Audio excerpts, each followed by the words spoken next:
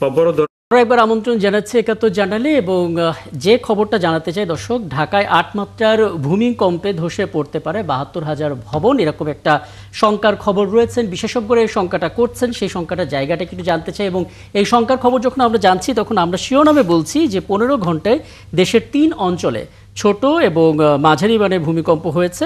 সরকারি হাসপাতালের অনেক ভবন ঝুঁকিপূর্ণ এবং দুর্ঘটনার একটা আশঙ্কা তো রয়েছে।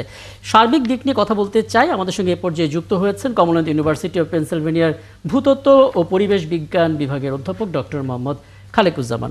ডক্টর মোহাম্মদ খালেকুজ্জামান, আপনাকে অনেক ধন্যবাদ জানাচ্ছি, আপনি আমাদেরকে সময়টা দিচ্ছেন, কিন্তু আসলে শঙ্কার খবর নিয়েই যুক্ত হচ্ছেন, যে কারণে অনেকগুলো বিষয় আপনার কাছে জানতে চাওয়ার। এবং আমার সঙ্গে যিনি আছেন সিনিয়র সাংবাদিক শামসুল আলম লিটন, তিনিও আলোচনায় আছেন এবং তিনিও আপনাকে হয়তো কিছু জানতে চাইতে পারেন। আমি আপনার কাছে যেটা জানতে চাই সেটা হচ্ছে, TVN24-কে দেখা সাক্ষাৎকারে আপনি বলেছিলেন যে আন্তর্জাতিক বিভিন্ন গবেষণার তথ্য, সেই তথ্য ঘেঁটে যে ঢাকায় রিক্টার স্কেলে সর্বোচ্চ ৮ মাত্রা একটা ভূমিকম্পের আশঙ্কা রয়েছে, এক্ষেত্রে ৭২,০০০ ভবন ধসে পড়তে পারে, ব্যাপক প্রাণনাশের একটা আশঙ্কাও করছেন বিশেষজ্ঞরা যখন আশঙ্কা করেন তখন আসলে আমাদের সাবধানতার একটা বার্তাই তারা দেন। আপনি কি আমাদের বলবেন যে কি ধরনের ঝুঁকি আছে আমাদের এই রাজধানী সহ গোটা বাংলাদেশের, সংক্ষেপে?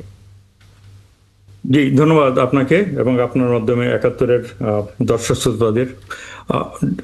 মোস্ট সার্টেনলি, ডেফিনেটলি যে বাংলাদেশের কোনো কোনো অঞ্চল ব্যাপকভাবে ভূমিকম্প প্রবণ অঞ্চলেই অবস্থিত এবং তার প্রেক্ষিতে বাংলাদেশে ভূমিকম্প হওয়ার ডেফিনেটলি একটা সম্ভাবনা রয়েছে। এবং এই সম্ভাবনাটা যে রয়েছে সেটা তো আমরা গত কয়েকদিনে দেখলাম। ২১ তারিখে মাধবদীতে যে ৫.৭ মাত্রার ভূমিকম্প হলো, তার পরবর্তীতে আরও ২টা ভূমিকম্প হলো, মোটা দাগে আর কি একটা ৪.৩ এবং আজকে যেটা হলো ৪.০ মাত্রা।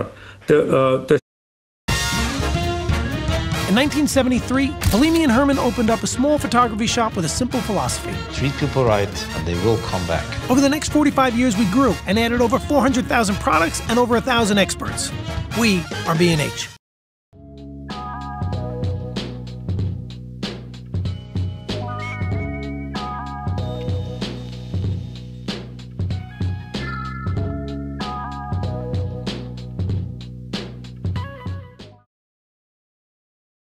আজকে যেটা হলো ৪.০ মাত্রা।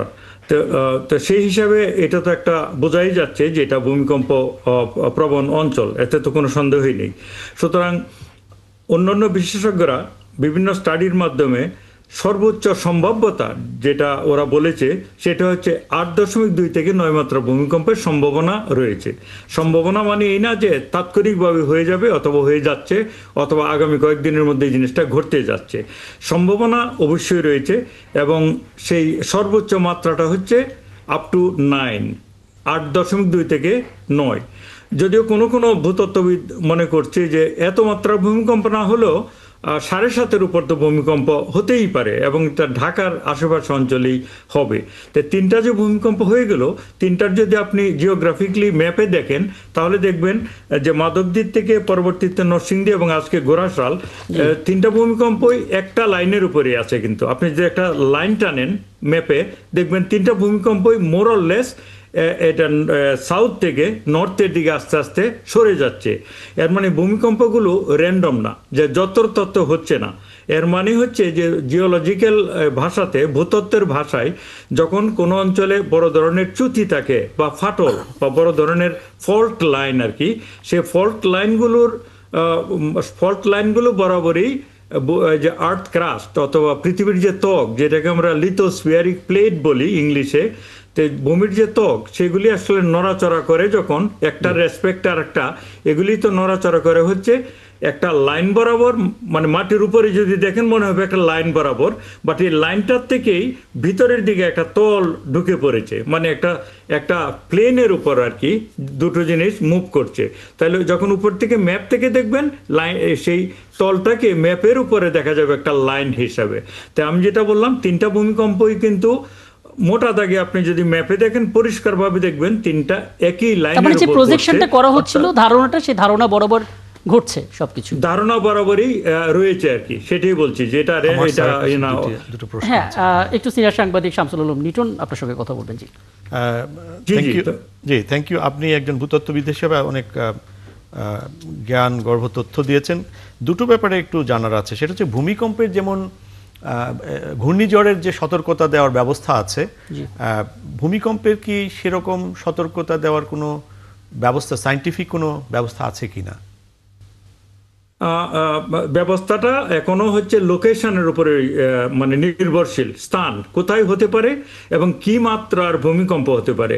আর ঘূর্ণিঝড় কিংবা জলোচ্ছ্বাস কিংবা বন্যার যেমন টাইমিং ধরে দেওয়া যায়, এত তারিখের মধ্যে অতটার সময় ল্যান্ডফল হবে, মানে জলোচ্ছ্বাসটা মনে করুন উপকূলীয় অঞ্চলে আঘাত হানবে, এইরকম কোনো ধরনের সতর্কতা ভূমিকম্পের ব্যাপারে পৃথিবীতে এখনো দেওয়া যায় না। তবে এটা হচ্ছে শুধুই কিন্তু আমরা গত কয়েকদিন দেখতে পাচ্ছি যে 5ই ডিসেম্বর একটা বড় ধরনের ভূমিকম্প হবে, এটা অসমর্থিত এবং কোনো ধরনের তথ্য ভিত্তি ছাড়াই এটা প্রচার করা হচ্ছে। এবং আপনি জানেন যে সোশ্যাল মিডিয়াগুলো আজকে অত্যন্ত পাওয়ারফুল, যেটা অনেক ক্ষেত্রে মেইনস্ট্রিম এবং মিডিয়াকেও চ্যালেঞ্জ করে ফেলে তথ্যের দিক থেকে, কিন্তু মানুষ সেটা বিশ্বাস করে অথবা আতঙ্ক ছড়াতে রিজনেবল গ্রাউন্ড হিসেবে মনে করে না। অনেকে বলতে শুনেছি যে গ্রামে চলে যায় এই কয়টা দিন। জি, সেটাও একটা ইন্টারেস্টিং, অর্থাৎ মানুষের মধ্যে আতঙ্ক ছড়িয়ে এক ধরনের পরিস্থিতি তৈরি করা। এক্ষেত্রে আপনার অবজারভেশনটা কি, এই যে 5ই ডিসেম্বর অথবা এরকম কিছু? জি জি, দেখুন এটা খুবই দুঃখজনক যে মানুষ জ্ঞানগর্ভ আলোচনা না করে, বিজ্ঞান ভিত্তিক আলোচনা না করে যখন যত্রতত্র নানান ধরনের আতঙ্ক ছড়ায়, বিশেষ করে আমাদের জাতীয় নিরাপত্তার ইস্যুতে যখন এই ধরনের আতঙ্ক ছড়ায়, এগুলি আমি মনে করি শুধু অন্যায় না, এগুলি অপরাধ আমার দৃষ্টিতে। কারণ হচ্ছে পৃথিবীতে একটাও ভূতত্ত্ববিদ আপনি পাবেন না যে বলে দিবে 5ই ডিসেম্বরে বাংলাদেশে একটা ভূমিকম্প হবে। তো সেখানে আপনারা যদি বিজ্ঞানের উপর, যাদের এইসব ব্যাপারে বিজ্ঞান ভিত্তিক মানে জ্ঞান রয়েছে, যেমন আমরা পড়াশোনা করেছি ভূতত্ত্ব নিয়ে এবং জীবনের একটা বৃহৎ অংশ কাটিয়েছি ভূতত্ত্ব নিয়ে, এবং সেটা কয়েক দশক। এবং আমরা তো গেল ব্যক্তিগতভাবে, আমি যেটা বললাম, আমি যুক্তরাষ্ট্রে বাস করি, আপনারা জানেন যুক্তরাষ্ট্রে একটা ইউনিভার্সিটিতে ভূতত্ত্বই পড়াই, পরিবেশ বিজ্ঞানী পড়াই, এবং এই লেভেলের কেউ যদি প্রিডিকশন করতে পারতো ভূমিকম্পের ব্যাপারে, তাহলে যুক্তরাষ্ট্রের সবচেয়ে যে বড় ভূমিকম্প নিয়ে যারা পৃথিবীর মধ্যে সবচেয়ে বেশি গবেষণা করে, এবং আমাদের দেশ এমনকি যখন ভূমিকম্প হয় তখন আমরা কোথায় যাই সংবাদটা দেখার জন্য? ইউএসজিএসএ, ইউনাইটেড স্টেটস জিওলজিক্যাল সার্ভের সাইটে আমরা যাই। এটা আমরা না, সারা পৃথিবী সেখানে যায়। তো এইরকম জ্ঞান গর্ব যদি কোনো বাঙালি, কোনো ভূতত্ত্ববিদের থাকতো যে 5 তারিখে ভূমিকম্প হবে এটা বলে দিচ্ছে, তাহলে আমি আপনাকে গ্যারান্টি দিয়ে বলতে পারি তাকে $1 মিলিয়ন উপরেও বেতন দিয়ে যুক্তরাষ্ট্রের ইউএসজিএসএ তাকে হায়ার করে নিয়ে আসতো। তো এই জিনিসগুলো তো আপনারা দয়া করে কান দিবেন না, দয়া করে এইসব ব্যাপারে মানে আতঙ্ক ছড়ানো থেকে দূরে থাকবো আমরা, এবং আমরা বিজ্ঞানের উপরই নির্ভরশীল হব। আরেকটা প্রশ্ন, আপনি স্যার বলছিলেন সম্ভবত যে 72,000 ভবন যদি 8 থেকে 9 রিক্টার স্কেলে হয়, এই ফিগারটা মানে কিভাবে করলেন, ধারণা করলেন? আর দ্বিতীয়ত হচ্ছে, অথবা আপনার ধারণার মধ্যে আসলো, আর দ্বিতীয়ত হচ্ছে যে আমরা কিন্তু গত 2-3 দশকে যে স্থাপত্যবিদ যারা ডিজাইন করেন বিল্ডিংয়ের, এই ক্ষেত্রে দেখতে পাচ্ছি যে কেনা বেচাও যখন হয় সবাই কিন্তু, অথবা নিজে যখন বানান, তখন ওই ভূমিকম্প নিরোধক ব্যবস্থাগুলোর ব্যাপারে একটা সচেতনতা আছে এবং অনেকটা প্রয়োগও হচ্ছে বলে যতটুকু জানি। রিসেন্টলি যে কয়েকজন মানুষ মারা গেছে দুঃখজনকভাবে, তারা কিন্তু কোনো বিল্ডিংয়ে মারা যাননি, অনেক বিল্ডিং যদিও হেলেছে, এবং তারা কিন্তু ওপেন স্পেসে যেখানে ইট পড়ে এবং অন্যান্যভাবে হয়েছে। তা আপনার এই স্পেকুলেশনের বেসটাকে আপনি কাইন্ডলি একটু এলাবোরেট করবেন প্লিজ। জি জি, অবশ্যই। এই স্পেকুলেশনটা এটা আমার নিজস্ব স্পেকুলেশন না, এখানে যে বিভিন্ন ধরনের সায়েন্টিফিক বেসে যে বিল্ডিংগুলোর যে কোয়ালিটি বাংলাদেশে যেগুলি রয়েছে ঢাকা শহরে, সেগুলির থেকে একটা এক ধরনের প্রাক্কলন রয়েছে।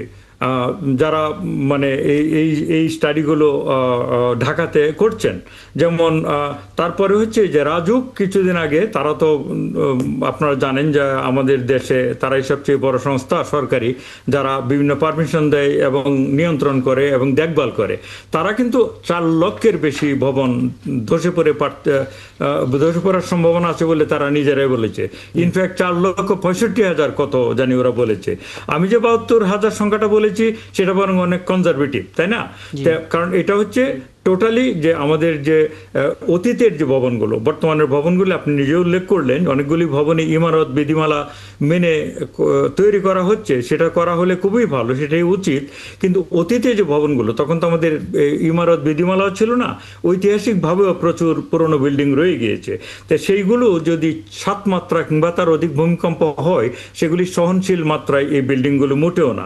তো এগুলির সংখ্যা মোরললেস 70-80 হাজার বলে ধারণা করা হয়। সেই সংখ্যাটা যে একেবারেই টু দ্য পয়েন্টে বলা যাবে এমন না, মানে হাজার হাজার বিল্ডিং ডেফিনেটলি ধসে পড়বে যদি 7-এর অধিক ভূমিকম্প হয়। সেই দৃষ্টিকোণ থেকেই এই সংখ্যাটা এসছে।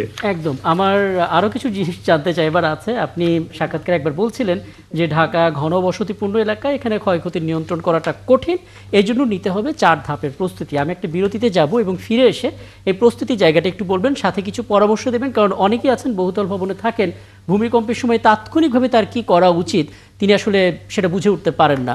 সেই জায়গা থেকে কোনো আইডিয়া, কোনো ধারণা, কোনো সাজেশন আপনার কাছ থেকে পাবো কিনা, একটা ছোট্ট বিরতি বা ফিরে এসে সেগুলো নিয়ে কথা বলবো। দর্শক, সবশেষ বিরতিতে যাচ্ছে 71 জানালে আমাদের সঙ্গে থাকবেন। আমরা কথা বলছিলাম ভূমিকম্প নিয়ে এবং জানিয়েছি শুরু থেকে আমাদের সঙ্গে আছে সিনিয়র সাংবাদিক শামসুল আলম লিটন এবং আমাদের সঙ্গে যুক্ত আছেন এই মুহূর্তে কমনওয়েলথ ইউনিভার্সিটি অফ পেনসিলভেনিয়া ভূতত্ত্ব ও পরিবেশ বিজ্ঞান বিভাগের অধ্যাপক ডক্টর মোহাম্মদ খালেকুজ্জামান। ডক্টর মোহাম্মদ খালেকুজ্জামান, আপনার কাছে দুটো বিষয় একটু জানতে চাই। প্রথমত, যেই ভূমিকম্পে ভেঙে পড়া যে ভবন, ঝুঁকিপূর্ণ ভবন, সেগুলো আসলে কিভাবে শনাক্ত করা হয়েছে? রাজুকের অনুমতি নিয়েই, নীতিমালা মেনেই যদি আসলে তৈরি করা হয়, সেটা আসলে ঝুঁকিপূর্ণ, এটা কিভাবে মাপাটা হলে একটু বলবেন। সাথে বলা হচ্ছিল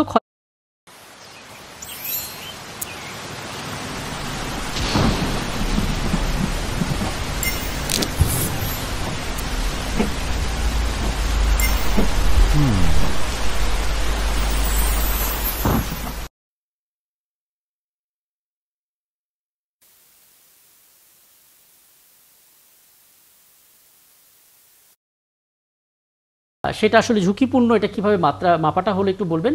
সাথে বলা হচ্ছিল ক্ষয়ক্ষতি নিয়ন্ত্রণ করা কঠিন এবং এর জন্য নিতে হবে 4 ধাপ প্রস্তুতি। 4টা ধাপ আসলে কি?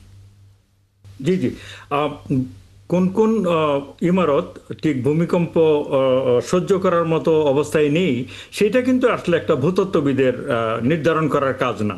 যার যেটা কাজ সেটা তাকেই করতে হবে। সেখানে আমি মনে করি স্ট্রাকচারাল ইঞ্জিনিয়ার যারা, তাদের বিভিন্ন পদ্ধতি রয়েছে সেগুলি নিরূপণ করার।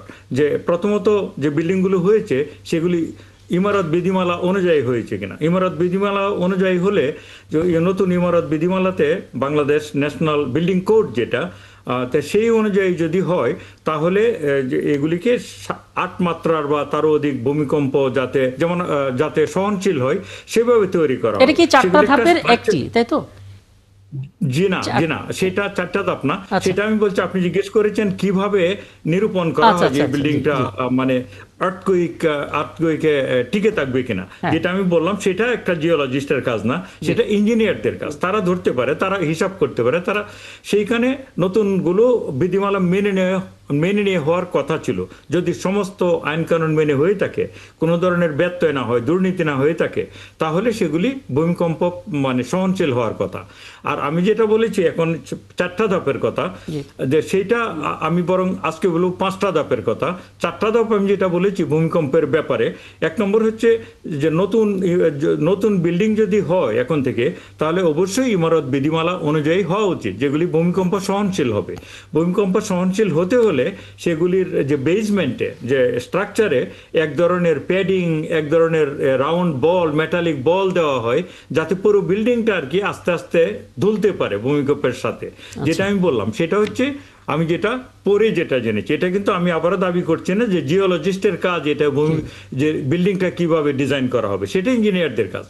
2 নম্বর ধাপ আমি যেটা বলেছি, যে যেসব বিল্ডিং অলরেডি হয়ে গিয়েছে সেগুলি অতি দ্রুত আমাদের অ্যাসেস করা দরকার, তার কোয়ালিটিটা কি, সেগুলি কি ভূমিকম্প প্রবণ অবস্থায় রয়েছে কিনা। যদি না থাকে তাহলে সেগুলিকেও শক্তপোক্ত মজবুত করা যায়। এটা ইংলিশে রেট্রো ফিটিং বলে। রেট্রো ফিটিং করা যায়, সেটা কিন্তু ব্যয়বহুল একটা ব্যাপার, কিন্তু করা যায়। যদি বিল্ডিংটার দামের দিক বিবেচনা করে, এর বয়স বিবেচনা করে এটাকে রেট্রোফিট করতে হয়, সেটা হলো 2 নম্বর ধাপ, করা উচিত। 3 নম্বর ধাপ আমি বলেছি, নিরূপণে যদি মনে হয় যে বিল্ডিংগুলি আসলে টোটালি হচ্ছে পুরনো এবং এগুলি মরণ ফাঁদ, পুরনো বিল্ডিং, সামান্য স্বাদ তো অনেক দূরের, 6 মাত্রার ভূমিকম্প হলে কোনো কোনো ধসে পড়তে পারে, সেইগুলি বরং তাদের জীবন রক্ষার স্বার্থেই মালিকরা সেগুলিকে টোটালি ভেঙে দিয়ে, রাতারাতি না, আজকেই হবে না, কালকেই হবে না, ভেঙে দিয়ে যাতে নতুন করে নির্মাণ করা হয়। এটা ছিল 3 নম্বর ধাপ আমি বলেছিলাম। আর 4 নম্বর ধাপ আমি বলেছিলাম বাংলাদেশের বাস্তবতায় আমি তো ইচ্ছা করলেই রাতারাতি আমি বিল্ডিংগুলোকে ভেঙে ফেলতে পারবো না, রেট্রোফিট করতে পারবো না, এই লক্ষ লক্ষ বিল্ডিং অ্যাসেসও করতে পারবো না। ইন দ্য মিন ওয়াইল তাহলে আমাদের কি করা প্রয়োজন, এটা ছিল আমার 4 নম্বর ধাপ। এবং আমি মনে করি আমাদের বাস্তবতায় বাংলাদেশে 4 নম্বর ধাপটাই সবচেয়ে জরুরি।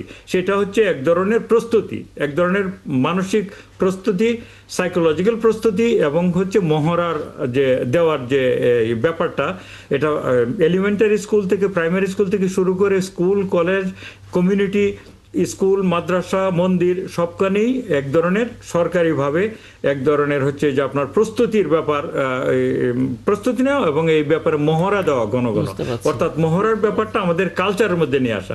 আমি আজকে 5 নম্বর একটা ধাপ আজকে বলছি, 4টা তো বললাম। আমি মনে করি 5 নম্বর ধাপটা হচ্ছে বাংলাদেশে যে ভূমিকম্পগুলি হচ্ছে সেগুলির ব্যাপারে কিন্তু জিওলজিক্যাল যে কন্ডিশনটা কি বাংলাদেশের, কোথায় কোথায় ফল্ট লাইন রয়েছে, সেইগুলি আমার দৃষ্টিতে পুরোপুরিভাবে এখনো যাচাই বাছাই করা হয়নি। আরো অনেক বেশি গভীর স্টাডি হওয়া দরকার, যেখানে ভূতাত্ত্বিক যারা তাদেরকে সেই দায়িত্ব দেওয়া দরকার, তাদেরকে ক্ষমতায়িত করা দরকার। আমি একটু আগে উল্লেখ করেছিলাম আপনাদের আলাপেই যে সারা পৃথিবী যখন ভূমিকম্প হয় আমরা কোথায় যাই, আমরা গিয়ে ইউএসজিএস, ইউনাইটেড স্টেট জিওলজিক্যাল সার্ভের সাইট থেকেই কিন্তু আজকে আমি দেখেছি, আজকে এটা 4 মাত্রার, তার আগেটা 4.3, এর আগেরটা ছিল 5.7। তাহলে একটা জিওলজিক্যাল অর্গানাইজেশন বাংলাদেশে ভূমিকম্প গবেষণা এবং নাই আসলে আমাদের দেশে যারা তাৎক্ষণিকভাবে এগুলি করা হয় আবহাওয়া অফিসের মাধ্যমে, এটা খুবই হাস্যস্কর একটা ব্যাপার। সেটা আমি মনে করি বাংলাদেশের ইউএসজিএস এর ইকুইভ্যালেন্ট হচ্ছে জিওলজিক্যাল সার্ভে অফ বাংলাদেশ। তাদেরকে ক্ষমতায়িত করা দরকার, তাদের হাতে রিসার্চ বাড়ানোর প্রয়োজন, তারা যাতে আরো চ্যুতিগুলো, আরো যে ফল্ট লাইনগুলো কোথায়, তার ব্যাপ্তিটা কি, সেগুলি আরো বোঝা উচিত। আমি মনে করি আপনি 5টা পয়েন্ট বলেছেন। শামসুল আলম লিটন কিছু যুক্ত করবেন? Thank you. আমার মনে হয় স্যার চমৎকারভাবে পুরো বিষয়টা তুলে ধরেছেন, এবং এটা গভীর মনোযোগ দিয়ে শুনলে আপনারা অনেক উপকৃত হব আমরা সবাই। তবে স্যারের শেষ যে পয়েন্টটি সেটি সবচেয়ে বেশি গুরুত্বপূর্ণ, যেহেতু বাকি 4টি বিষয়ের সঙ্গে অনেক প্রযুক্তি, অনেক রিসোর্সেস জড়িত। সেটি হচ্ছে যে ক্ষয়ক্ষতি মিনিমাইজ করা, কারণ ভূমিকম্প এবং ঘূর্ণিঝড় এগুলো হচ্ছে অ্যাক্ট অফ গড। এটা মানুষের আসলে মনুষ্য সৃষ্ট নয়, এবং বন্যার ক্ষেত্রে মানুষের কিছু ভূমিকা থাকে যদি নদী বা সমুদ্রকে যদি অবরুদ্ধ করা হয়, কিন্তু ঘূর্ণিঝড় এবং ভূমিকম্প কিন্তু অ্যাক্ট অফ গড, এখানে মানুষের কিছু করণীয় থাকে না, কিন্তু যেটা করণীয় থাকে সেটা হচ্ছে ক্ষয়ক্ষতিকে মিনিমাইজ করা। এক্ষেত্রে স্যারকে একটা শুধু জিনিস অ্যাড করতে পারি স্যার কথার সঙ্গে, সেটি হচ্ছে অ্যাসেম্বলি পয়েন্ট।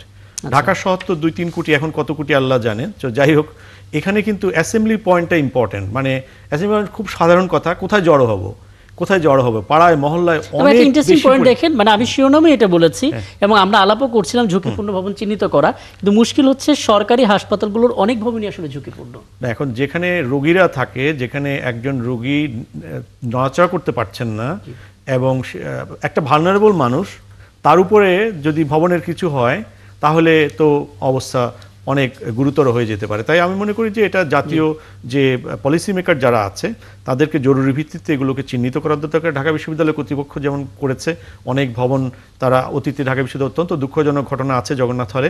সো এটা জরুরি। দ্বিতীয়ত হচ্ছে যে ক্ষয়ক্ষতি কমানোর জন্য সেটি হচ্ছে যে স্যার যেটা মহড়ার কথা বলেছেন, that is very very important. এটার কিন্তু ড্রিল করাটা ভেরি ইম্পর্টেন্ট। অফিস, আদালত, স্কুল, কলেজ সব জায়গায় সচেতনতা। আর হচ্ছে অ্যাসেম্বলি পয়েন্ট, এই যে সমস্ত পাড়ায় মহল্লায় পার্কগুলোকে সব বাণিজ্যিক ভবন বানাচ্ছে, এটা ভয়ঙ্কর, এটা রুখতে হবে। এবং অবৈধ যে জায়গাগুলো অকুপাই করা হয়েছে, খালের মতো খাল আমরা মাঝে মাঝে উদ্ধার করতে দেখি, কিন্তু মাঠগুলো উদ্ধার করতে দেখি না।